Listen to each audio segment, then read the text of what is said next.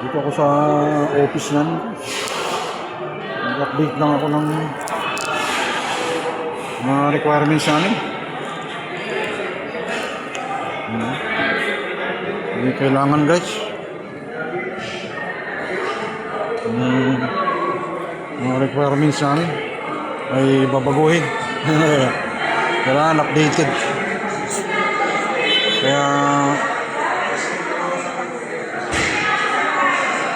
nagpa-update ako ng aking mga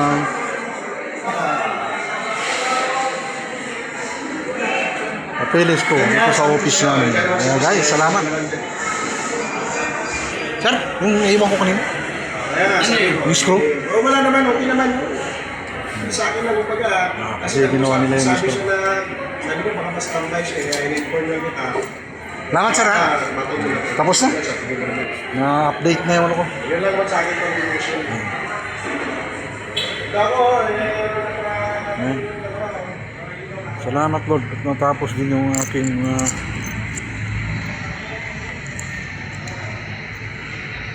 pag-update ng aking mga requirements. Ayan guys. Okay, updated na yung ating mga requirements. Kaya thank you. Salamat. Hindi kailangan ma-update yung mga requirements natin para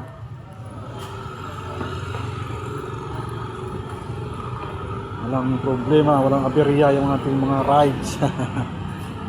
Thank you. Salamat. Ayan guys. Ay, tapos ko na. Yan yung opisina namin.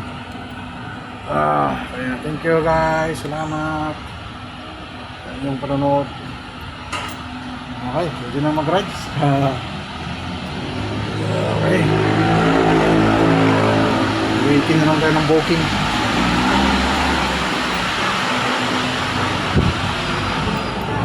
Ayan, palabas na ako sa compound ng office namin. Ayan. Okay. Thank you, thank you. Okay. Dito na tayo, nakalabas na ako sa compound ng office namin. Ayan. Update lang ako ng aking mga requirements kasi kailangan sumunod sa proseso ng company para walang aberya ang mga rides ko. Kaya ayan, update lang ako ng mga requirements sa aking opisina, sa aming opisina. Kaya thank you guys.